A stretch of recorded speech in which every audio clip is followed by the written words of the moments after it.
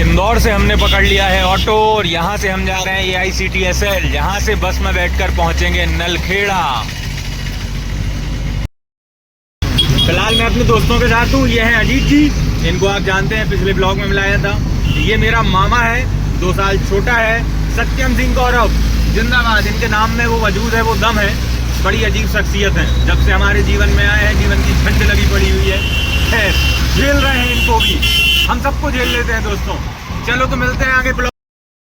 Hello guys, तो हम जा रहे थे नलखेड़ा, अभी हम आ गए हैं शाजापुर। लेकिन शाजापुर आगे पता चला है कि यहाँ से कनेक्टिविटी नहीं है नलखेड़ा जाने के लिए। तो मतलब जो है कि कोई रोडवे हमें ज़्यादा पता नहीं था यहाँ का। फाइनली अब यहाँ से सारंगपुर जा रहे हैं, तो शायद वहाँ से कुछ हमें कनेक्टिविटी मिले और सारंगपुर से नलखेड़ा पहुँचेंगे जैसे भी पहुँचते हैं। और नलखेड़ा से फिर लौटने की समस्या है, तो शायद सुबह ही फिर वहाँ से हमें कोई भी व्हीकल मिलेगा, तो देखते हैं। लेकिन आपको नलखेड़ा के दर्शन करा ही देंगे। ये हमारे अजीत सर हैं, शकल उतर गई है इनकी, थक गए हैं। ये किए बैठी उदास आत्मा, चाय भूख रहा है, तुम लोग मुझे ले आए, अब मैं क्या करूँगा।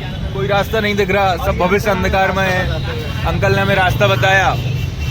ये हमारे ज्योतिष महाराज हैं, हमारे हिमाचल भैया, ये भी हताश बैठ गए, बोल रहे पहले चाय पीऊंगा फिर सोचूंगा। भाई, हर समस्या का समाधान चाय। तो भैया शाजापुर में आके हो गई थी चिंता, कैसे पहुंचेंगे नलखेड़ा। लेकिन यहाँ पर हमने बात की, एक कैब कर ली है।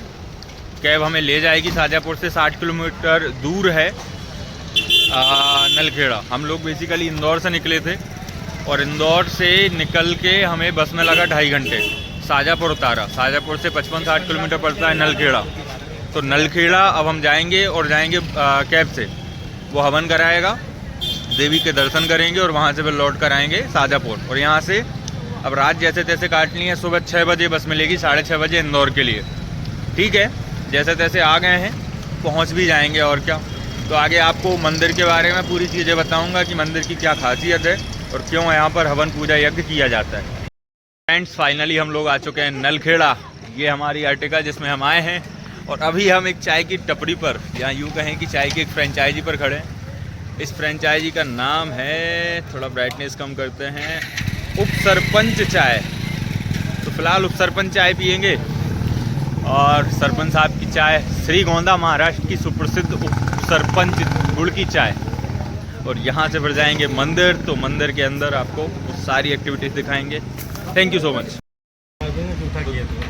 दादा, ये है उप सरपंच चाय।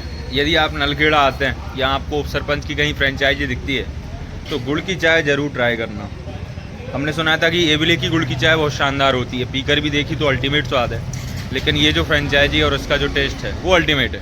तो नलखेड़ा जब भी आएँ, यहाँ पर रुकें मंदिर से 100 मीटर 50 मीटर पहले, और यहाँ चाय पीकर ज़रूर जाएँ। तो दोस्तों, फाइनली हम आ चुके हैं माँ बगलामुखी माता के धाम। तो चलिए मंदिर के दर्शन करिए और साथ में मैं इसके बारे में आपको बताता हूँ। कहा जाता है कि जब महाभारत का युद्ध होने वाला था, तो युद्ध के शुरुआत में भगवान श्री कृष्ण ने पांडवों के जो भ्राता थे युधिष्ठिर, उनको आदेश दिया था कि तुम माँ बगलामुखी को सिद्ध करो और उनका मंदिर बनवाओ। तो कहते हैं कि युधिष्ठिर ने इस मंदिर का निर्माण करवाया था। यह मंदिर मध्य प्रदेश के आगरमालवा ज़िले में स्थित है। आगरमालवा जो कि 2003 से पहले शाजापुर का भाग हुआ करता था। इस मंदिर के बारे में कहा जाता है कि ये जो देवी माता हैं ये त्रिमुखी हैं, हालांकि अभी पटबंद है। त्रिमुखी देवी माता हैं, 3 मुख हैं इनके। पूरे भारत में 3 सिद्धिपीठ हैं, पूरी धरती पर 3 सिद्धिपीठ हैं, जिनमें से एक ये है। माता बगलामुखी, माता काली के 10 जो तांत्रिक क्रियाएं होती हैं, या 10 जो स्वरूप हैं, हम एक प्रकार से कह सकते हैं कि 10 उनके जो अवतार हैं उनमें से एक मानी जाती है। इनका सकारात्मक तांत्रिक क्रिया के रूप में माता बगलामुखी को हम जानते हैं कि सकारात्मक क्रियाओं में इनका बहुत बड़ा जो तांत्रिक क्रियाएं हैं उनके लिए इनकी पूजा जाता है। अर्जुन ने यहाँ पर युद्ध शुरू होने से पहले यज्ञ किया था। इंदिरा गांधी ने यहाँ पर हवन किए हैं राजनीतिक करियर शुरू करने से पहले। अटल बिहारी वाजपेयी ने यहाँ पर कई हवन किए हैं अपना राजनीतिक करियर शुरू करने से पहले, और उनको अपने क्षेत्र में सफलता मिली है। मध्य प्रदेश के पूर्व सीएम, वर्तमान भारत के कृषि मंत्री शिवराज सिंह चौहान जी, उनके द्वारा भी यहाँ पर काफ़ी हवन क्रियाएं की गई हैं। रामपाल जी जो PWD मिनिस्टर रहे हैं MP के, सिलवानी से बिलोंग करते हैं, उनके द्वारा भी यहाँ पर काफ़ी हवन कराए गए। तो इस मंदिर में ख़ास तौर से कोई आप पर केस चल रहा है, किसी आप चीज़ में फंसे हुए हैं, तो यहाँ पर आकर हवन करा सकते हैं। शत्रुओं का विनाश किया जाता है यहाँ पर हवन के लिए, और सर्व सिद्धि, सर्व मनोकामनाओं की पूर्ति के लिए इसका हवन किया जाता है। 4 शमशानों के बीच में स्थित है ये मंदिर, नदी के किनारे पर स्थित है। इस मंदिर का कई बार जीर्णोद्धार हुआ है। और ये जो माता जी की मूर्ति है, अब मैं आपको दिखाता, हालांकि पटबंद है अभी, तो माता जी की मूर्ति स्वयंभू है, अर्थात खुद से ही प्रकट हुई है, किसी ने इसका निर्माण नहीं किया है। तो ये भी आपको ध्यान रखना है। तो मध्य प्रदेश में एक बहुत ही अमूल्य विरासत है।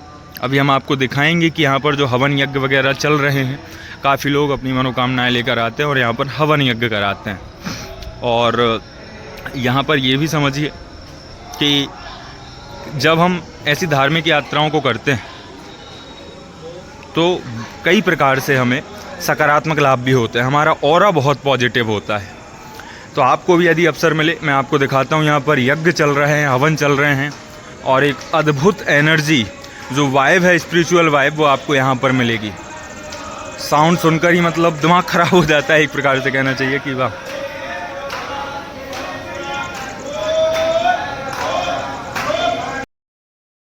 तो दोस्तों, बगलामुखी माता के मंदिर में काफ़ी समय व्यतीत किया, 1.5 से पौने 2 घंटे रहे, हवन वगैरह किया है, और सबने अपनी अपनी मनोकामनाएं मांगी है माता से, और दोबारा आने का भी बोला है कि जल्दी बुलाइए।